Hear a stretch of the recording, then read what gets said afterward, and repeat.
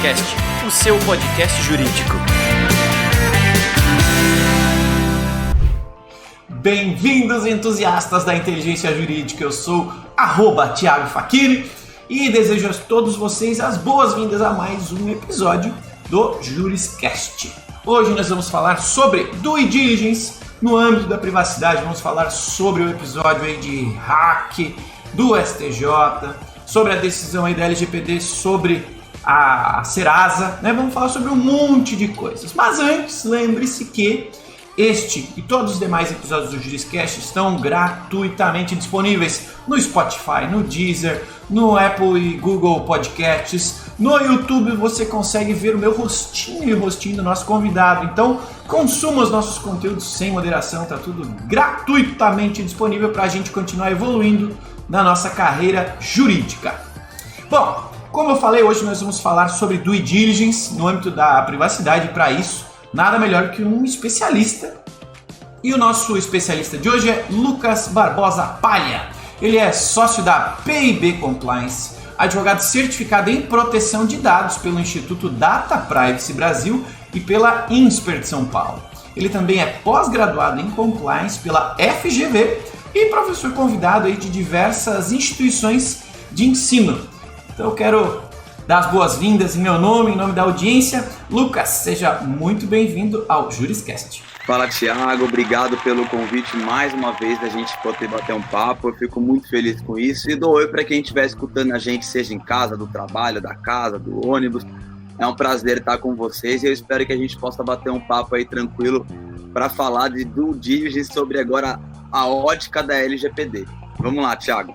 Vamos lá, a gente aqui no Juriscast, lá no episódio 35,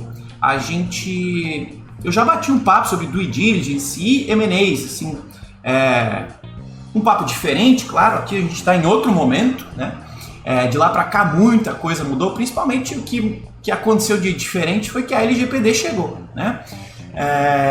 Considerando esse novo patamar, que até já nem é tão novo assim, mas que é preciso citar por aqui, eu queria pedir para você que, antes da gente entrar de fato em due diligence no âmbito da privacidade, eu queria primeiro pedir para que você se apresente aí para a nossa audiência e como que você chegou a trabalhar com isso, como é que foi a sua história que te levou a cair aqui neste episódio como um especialista, né, em compliance e aí sim a gente falar depois sobre a due diligence no âmbito da privacidade. Como é que você chegou até aqui? Como é que foi a tua experiência de vida e profissional até agora? Então, Thiago, é legal essa pergunta. Eu acho que quem está ouvindo a gente, é legal saber de onde a gente veio, como a gente cresceu, como a gente fez a nossa trajetória e ainda almeja crescer mais, fazer mais coisas e tudo mais. Então, eu sou advogado, comecei minha carreira trabalhando bastante na parte contratual. Eu não era muito fã daquele negócio processo, sabe? De ficar juiz aqui, juiz ali, né? Que parte tem razão. Eu sempre achei aquilo meio complicado da gente fazer. Parte contratual. Eu trabalhava numa multinacional há uns 7 anos atrás e a gente teve um problema de corrupção, um problema de uma condenação da lei americana, que a gente chama de FCPA, que é a lei anticorrupção americana. Como a gente trabalhava em vários continentes, vários territórios, a gente teve que se adequar aqui na América Latina também. E São Paulo era a sede da América Latina para 11 países que essa empresa tocava o projeto. Na época eu fui escolhido para trabalhar na área de compliance, que eu sinceramente na época não sabia o que era, isso faz 7 anos. E aí eu comecei a fazer todo um projeto de mais de 11 países na América Latina, justamente sobre due diligence de terceiros aí na parte de compliance, não na parte de privacidade. Alguns anos depois, dentro dessa mesma empresa, tive meu primeiro contato com a GDPR, que é a Lei Europeia de Proteção de Dados, que é a irmã gêmea, muita gente fala, da LGPD, né? Foi baseada em alguns pontos, né? Exatamente. Então foi nesse primeiro momento que eu tive contato com a privacidade e me apaixonei de início para tratar de um tema que é muito novo, né? Muito moderno, muito mais dinâmico na minha visão aí. E então eu sempre acreditei que compliance e essa revisão processual também ia servir para a privacidade.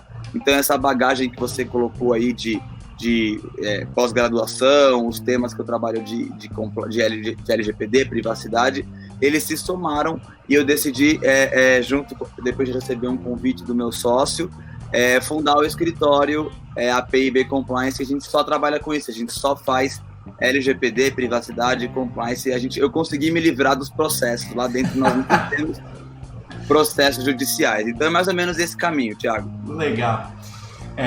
Feita aí a devida apresentação e confirmação, né, da sua especialidade no tema, vamos falar de LGPD. A gente já falou aí da irmã gêmea dela, europeia, e na LGPD a gente tem dois conceitos importantes que são legais a gente falar e que vão balizar esse entendimento que a gente vai conversar por aqui, né? Então, eventualmente, a nossa audiência que é formada por estudantes de direito, advogados de escritórios e várias pessoas que trabalham em departamentos jurídicos de empresas, né? Então, caso alguém aqui não esteja habituado com esses conceitos, é legal a gente dar uma alinhada. Por favor, se você puder conceituar rapidamente para a gente aí aquele negócio de o controlador versus o operador de dados, o que é cada um deles, a diferença entre cada um deles, já que a gente vai usar esses conceitos para falar e alinhar esse papo aí de due diligence relacionado com a privacidade nas próximas perguntas. Thiago, excelente, essa colocação é excelente. Então eu acho que eu vou dar só um passo para trás para deixar bem claro para o pessoal o seguinte: tá ou não está em vigor a LGPD? Apesar de a gente saber que isso já está um pouco batido, eu acho que é importante a gente reafirmar isso. Então, o cenário bem breve da LGPD é 18 de setembro, então há 2 meses atrás, um pouquinho mais de 2 meses atrás, né, Thiago? Nós tivemos a entrada da LGPD em vigor, então nós temos de fato a LGPD valendo em território nacional. O que não está valendo hoje, Thiago, são as sanções, as multas, as penalidades tão temidas, né, pela autoridade que foi criada pela lei. Então, existiu uma autoridade que foi criada pela lei, que é a Autoridade Nacional de Proteção de Dados, que é a ANPD, que faz um papel de uma Anvisa, de uma Anatel, né? Ela vai regular, ela vai fiscalizar esse tratamento de dados no Brasil. Essa autoridade que já está constituída, que já existem pessoas nomeadas, né, não pode ainda multar as empresas, mas por se tratar de uma lei federal que no âmbito do território nacional inteiro já tem validade, a gente vai chegar nesse conceito de controlador e operador. Por quê? Porque os titulares dos dados, que somos todos nós que temos CPF, eu, você, Thiago, quem está nos ouvindo, podem a qualquer momento questionar as empresas por exemplo, o que você está fazendo aí com os meus dados? Cadê meu CPF? Eu quero ele de volta. Esse momento eu posso ser multado, por exemplo, pelo PROCON, pela própria justiça, eu posso perder um contrato relevante. Então, nesse momento, a gente já vê uma exigência da adequação, não só por conta da autoridade. E entrando na sua pergunta, quem é o controlador e quem é o operador? Então, a lei define, para ficar uma questão mais prática de definição mesmo de quem é quem na relação contratual, em controlador de dados e operador de dados. Quem é controlador de dados, e eu já ouvi a definição de quem é quem coleta dado, não é isso. É quem determina como o tratamento de dados vai ser feito. Então, isso é bastante relevante, Thiago. Normalmente, quem coleta o dado é quem determina, mas não é uma regra, não é 100%. Então, a definição mais correta é quem é o controlador é quem determina como será feito aquele tratamento de dados. Então, é ele quem coloca a base legal, é ele quem fala, eu quero, por exemplo, que seja via consentimento. E o que o operador faz? O operador segue as determinações do controlador. O operador não pode determinar base legal. Quem determina a base legal é o controlador. E aí, eu já vou te adiantar talvez uma segunda pergunta, que é a questão da responsabilidade. Qual é a responsabilidade dos dois? Ambos possuem responsabilidade. Então, e aí, a gente ao longo do nosso bate-papo, a gente vai explicar o porquê da importância da due diligence perante os operadores, principalmente, para que isso não caia em multa, para que isso não caia numa penalização. Porque nada vai adiantar se o controlador estiver adequado e os operadores não tiverem. Legal, entendido. E acho que aí mora uma das grandes confusões da LGPD, né? Essa diferença entre o controlador, o operador e a responsabilidade que é compartilhada entre eles em algum nível, né?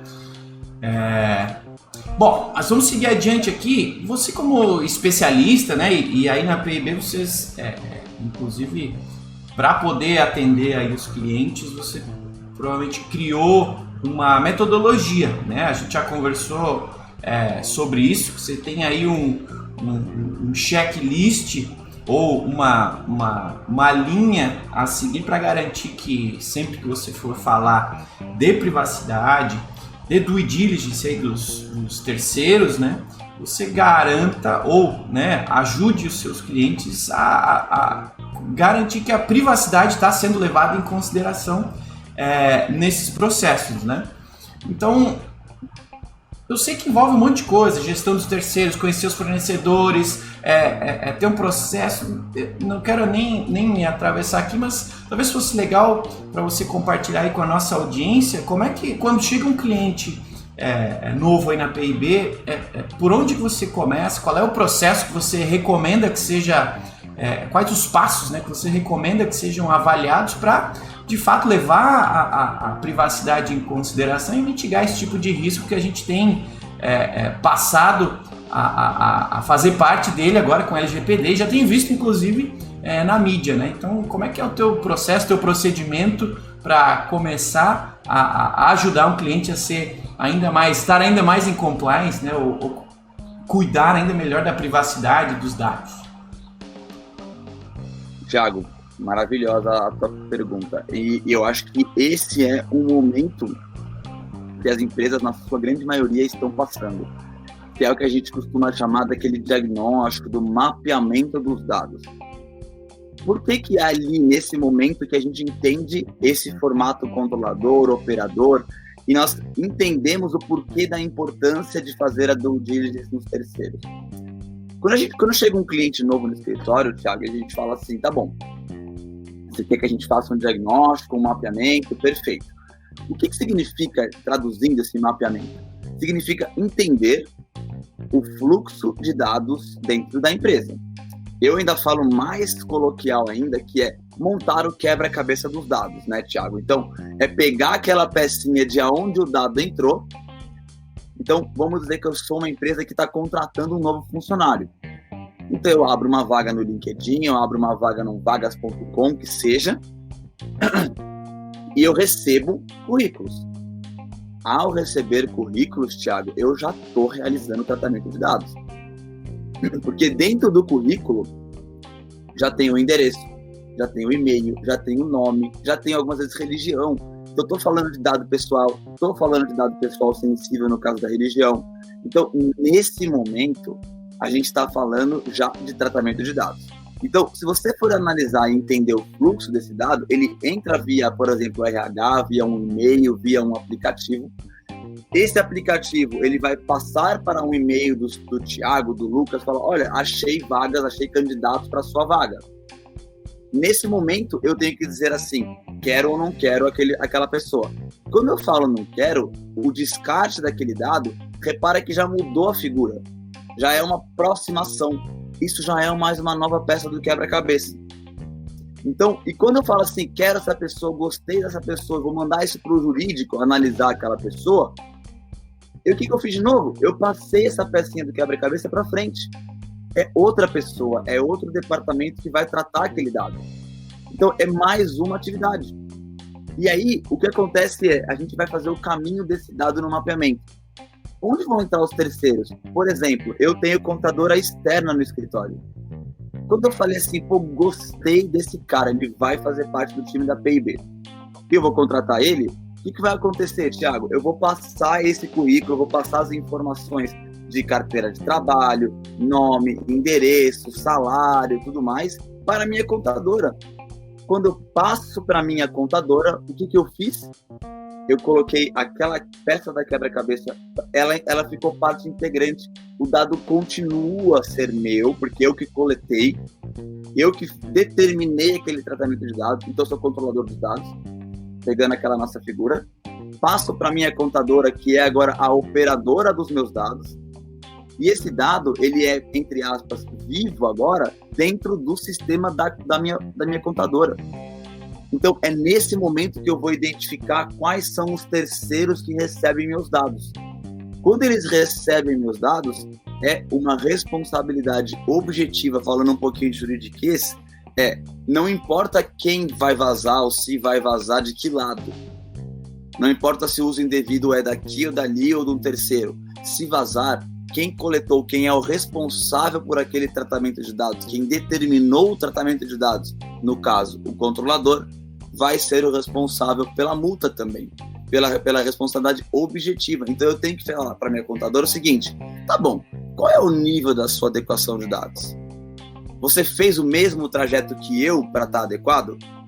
E foi aí que você comentou que a PIB desenvolveu hoje um sistema que já faz as perguntas para os seus terceiros identificados. Vamos dizer, eu tenho empresa, Thiago, cliente no escritório, que tem 40 mil terceiros, por exemplo. E tem empresa que tem 15 terceiros. É nesse momento que eu vou identificar, fazendo esse fluxo dos dados, quais são os terceiros, e aí a gente faz o que a gente chama do grau de impacto.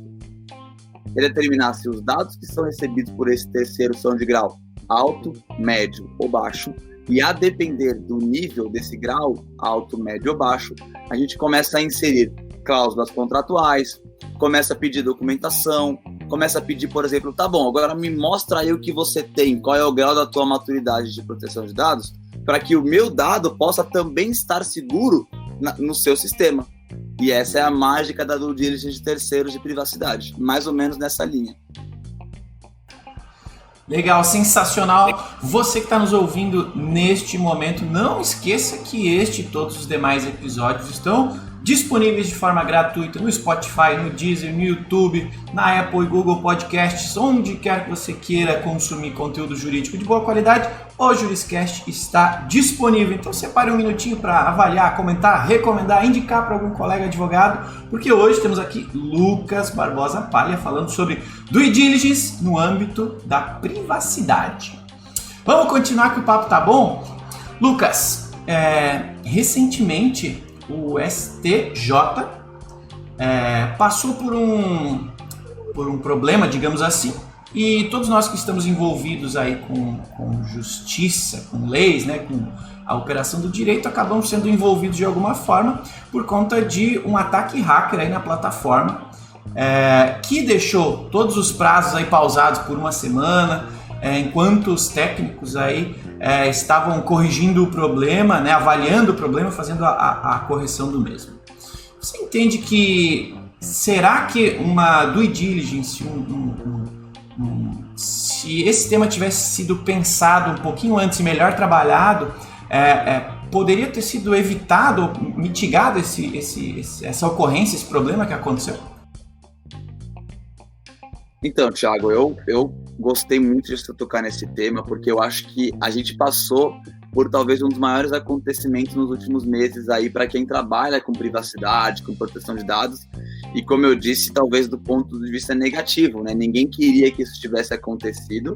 A gente ainda mais recentemente passou por um possível problema também no TSE, nas eleições, sobre esses dados, se eles foram ou não mexidos e tudo mais, que como nós não temos ainda a prova, não vale a pena a gente tocar no assunto. Mas falando do STJ, eu acho que você muito bem colocou, você imagina o que é uma das maiores cortes do Brasil ficar uma semana com prazo suspenso. E eu vou dizer mais, Thiago, eu tenho alguns amigos que estão trabalhando na recuperação desses dados, que ainda não terminou, e eles acreditam que possivelmente uma grande parcela dos dados não voltará à sua normalidade. Então a gente está podendo falar de processos perdidos. E olha que tema relevante justo no momento que a gente está com a lei entrando em vigor, com essas discussões. Então, a tua pergunta relacionada do diligence de terceiros poderia mitigar o risco? Olha, ainda não é claro para a gente onde aconteceu o vazamento de dados. O que parece é que foi uma falha na empresa contratada pelo STJ para gerenciar esses dados. E aí que entra a due diligence dos terceiros. Será que se eu tivesse analisado melhor essa empresa, será que se eu não tivesse colocado cláusulas contratuais de obrigação de reparação de danos, ou de 24 horas eu resolver meu problema, isso não teria sido evitado? Será que um backup, a gente ficou sabendo que o STJ fazia backup em fita ainda. E olha só, eles tinham as fitas físicas, mas que por conta da pandemia que a gente vive hoje, elas não foram realizadas de março até agora, porque as pessoas não iam fisicamente. E aí que está o problema. Então você imagina, Thiago, eu não vou dizer que eu tenho 100% de certeza que a due diligence teria evitado, mas eu devo dizer que muito provavelmente isso poderia ter sido mitigado com questões contratuais, isso poderia ter evitado, principalmente, será que esse é o único fornecedor que existe? Porque tem muita empresa que fala assim, Lucas, mas só tem esse cara que faz o fornecimento daquele produto em especial. Pode acontecer, mas aí como é que a gente faz? A gente acaba procurando medidas contratuais para evitar que isso ocorra, né? Então, assim, eu acho que seria um mecanismo fundamental para a gente evitar ou mitigar esse risco, sem sombra de dúvida. Sensacional. Hoje também, falando em LGPD, saiu até mais uma decisão impedindo aí a Serasa de vender dados pessoais das pessoas, né? Esse tema está cada vez mais em evidência, então, assim, não há dúvida de que a gente precisa estar prestando muita atenção. E os terceiros, acho que, na minha visão, acho que acabam fazendo uma parte grande, né, ou dividindo uma parte grande dessa responsabilidade, mas que por serem terceiros acabam sendo vistos de outra maneira, de uma maneira menos igualitária do ponto de vista de responsabilidade, tá? Bom, considerando que a nossa audiência está nos ouvindo, advogados de escritório, advogados de empresas, para quem está nos ouvindo, Lucas, o que você recomenda, qual é a dica que você dá para que as empresas, né, ou os clientes desses advogados não se tornem o novo STJ e não passem a ter esta mesma, primeiro, a correr esse risco, né, e dois, ter essa mídia negativa. Por onde que dicas que você daria para esse pessoal que está nos ouvindo para que eles saiam desse nosso papo aqui, dessa nossa conversa, já mais preparados para não serem o novo STJ? Olha, Thiago, eu até falando do Serasa, eu acho que é bem relevante o ponto que você colocou. O Serasa é um monstro, né, que tem na base de dados dele, o que saiu hoje na decisão, falando que mais ou menos dados de 150 milhões de brasileiros, de pessoas. Então você imagina o potencial que tem um banco de dados do Serasa, né? E a decisão, ela é do Ministério Público do DF, do Distrito Federal e Territórios, que é um dos mais atuantes aí na proteção de dados do Brasil. Eles são bem fortes, extremamente pontuais nas suas colocações, então, de fato, é uma decisão muito relevante, porque o Serasa comercializava os dados, pagando menos de R$1 para você poder colocar aí disponibilidade desses dados, e o Ministério Público, é claro, dizendo isso aí, está ferindo a LGPD na sua política de privacidade, na transparência, na finalidade, que são alguns conceitos básicos aí dos princípios da LGPD. Eu recentemente, eu até não falei no começo, mas eu trabalho com alguns projetos no escritório. A gente hoje em dia tem mais de 40 projetos no escritório e a gente tem público, privado, empresa pública, empresa privada, e a gente tem um primeiro ponto que é fundamental. Eu estava até numa live recentemente com o ministro do TCU e a gente falou sobre isso, porque o Brasil é uma pluralidade de empresas muito grande, né, Thiago? A gente tem uma empresa pequena, uma empresa média, uma gigante multinacional. Como é que a gente vai equiparar isso? Como é que a gente fala por onde começar e como evitar não ser um STJ da vida? Eu acho que o que não se aceita hoje é a inércia, é não fazer nada, né, Thiago? Claro que a gente tem que entender que cada empresa tem a sua realidade. Então, eu, de maneira bastante coloquial, falo bastante nas minhas aulas, nas minhas lives, o seguinte: eu vejo a LGPD hoje, Thiago, como se fosse um bolo mesmo, de chocolate que seja.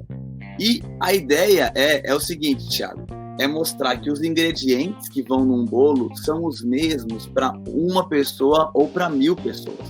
Então, ainda continua ovo, farinha e leite. Mas se eu for fazer um ovo para 5 pessoas, um bolo para 5 pessoas, a quantidade de ovo, leite e farinha é X.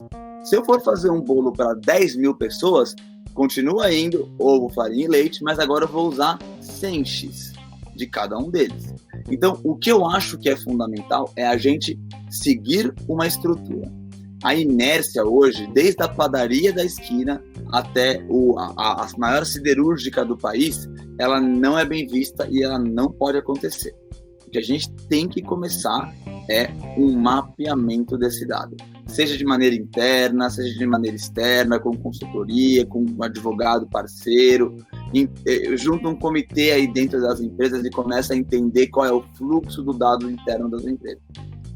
Basicamente é entrevistar as principais áreas para que a gente possa, como a gente comentou no começo, ter o desenho desse dado, fazer o trajeto dele dentro da empresa, né? Mas o que não se aceita hoje isso aí eu não vou fazer nada não, isso não pode, né? Então assim, tenha um mapeamento, entenda onde está o dado, porque hoje, se o titular do dado, eu ou você, Thiago, batermos na porta da padaria e mandar um e-mail para o DPO, que é aquela figura nova também que é pela lei, pelo encarregado, que é o Data Protection Officer, que é o responsável pelo tratamento de dados hoje, ele não tiver as ferramentas para responder, o que vai acontecer? Vai ter multa, vai ter problema, vai ter principalmente risco reputacional. Por exemplo, você imagina se você volta hoje numa clínica médica que teve os dados vazados e eu não volto. Esse ponto, a multa é relevante, sem dúvida, mas a reputação, saber que vazou um dado de uma empresa que você frequenta e tem informações sigilosas, sensíveis, dados pessoais, pode significar o fechamento da empresa, sem multa, porque as pessoas não voltam mais. Então, comece mapeando os seus dados, entenda o seu processo, né? Tente deixar bem claro para o consumidor o que você está coletando. E não colete mais que o necessário. Isso já ficou para trás. Sabe aquele negócio? Eu vou coletar o máximo que dá aqui para ter mais informação. Thiago, isso virou passado. A gente tem que ser objetivo. A gente tem que coletar o que a gente precisa sob uma justificativa, sob uma base legal, seguindo principalmente os conceitos de finalidade e transparência. Então, o que eu vou fazer com o seu dado? E se eu te contei o que eu vou fazer com o seu dado? Isso é fundamental. Maravilha, bom de falar com um especialista que a gente sempre aprende uma coisa nova, né? Então, para você que está aí nos ouvindo e não tinha ideia por onde começar, ou quem sabe estava em dúvida se está indo no caminho certo, tá aqui o Lucas iluminando o caminho aí de sucesso para quem precisa trabalhar com LGPD e mitigar aí riscos, né? Qualquer um que está numa empresa precisa levar isso em consideração de agora em diante. Infelizmente, a gente está chegando no final do nosso papo. Então, queria fazer uma consideração, uma pergunta, na verdade, com relação à nossa audiência, que muitas vezes manda mensagens aqui pra gente, comenta aí nos episódios sobre como continuar estudando, né? Você falou que faz lives, você falou que dá aulas, né? O que você recomenda aí pra nossa audiência, para quem quiser continuar evoluindo no tema? Você tem alguma sugestão de curso, bibliografia, livro, e conversar com você lá na PIB? O que você recomenda para quem está precisando de ajuda, está precisando evoluir no seu entendimento de privacidade e, acima de tudo, na aplicação, né, de due diligence aí, de fornecedores, de terceiros, para garantir que, de fato, seus dados estão seguros consigo e com os terceiros envolvidos na sua operação? Show de bola, Thiago. Olha, eu vou puxar a sardinha um pouco para o nosso lado também, que é normal. Então, vou pedir para quem estiver escutando, a gente tiver mais interesse, que siga a PIB nas redes sociais. A gente tem Instagram, a gente tem LinkedIn, a gente tem Facebook, e a gente costuma ser bastante ativo nessas redes sociais para mostrar as decisões do dia a dia, contar um pouco dos nossos projetos, né? A gente é extremamente acessível. Quer falar com o Lucas, fica à vontade. Quer falar com meus sócios, quer falar com o pessoal do escritório, a gente é super acessível. Eu fui convidado recentemente para dar aula na PUCamp, em algumas outras universidades, então a gente vai ter um curso.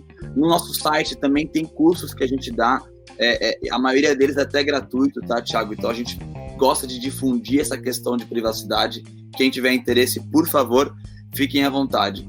Falando no âmbito também de alguns amigos e parceiros, existem alguns livros legais, existem alguns cursos muito bacanas. Então, o curso que eu fiz do Data Privacy Brasil, do meu amigo Bruno Bioni e do Renato Leite, é um curso de excelência. Para mim, é um dos melhores, se não for o melhor curso hoje de privacidade, né? Ele é extremamente completo.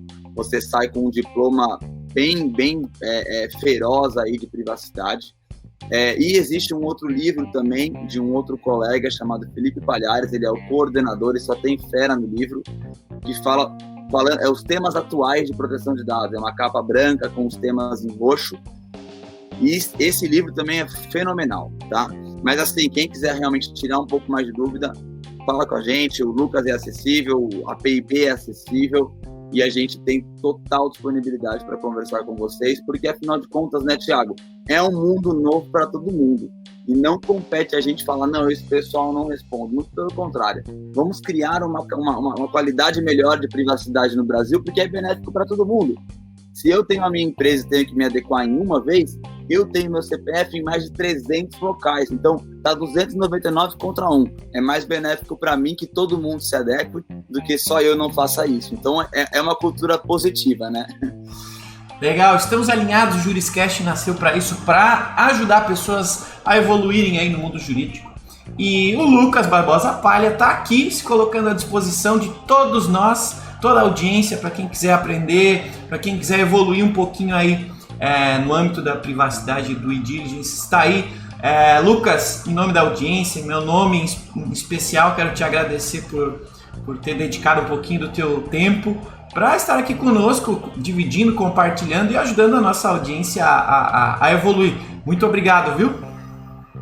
Thiago, obrigado você e obrigado a todo mundo aí que esteve com a gente até o final. Um abraço. Legal, um agradecimento também muito especial a você aí na audiência, os nossos entusiastas da inteligência jurídica. Muito obrigado por terem nos acompanhado até o final de mais um episódio do Juriscast. Separe um minutinho para avaliar esse episódio, comentar esse episódio, encaminhar para algum colega advogado ou entusiasta aí da LGPD. Tenho certeza que vai ajudar muito mais gente. Se você tem sugestões também, manda para a gente sobre outros temas, outras pessoas que você quer ouvir, quer ver aqui no Juriscast. Vai com certeza ser muito legal para a gente continuar produzindo conteúdos legais para vocês, tá? Obrigado novamente então a todos vocês que nos acompanharam até aqui. Nos vemos em breve no próximo episódio do Juriscast, o seu podcast jurídico. Tchau!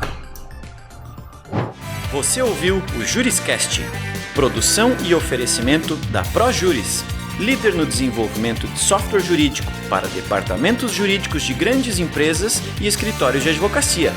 Conheça mais em projuris.com.br.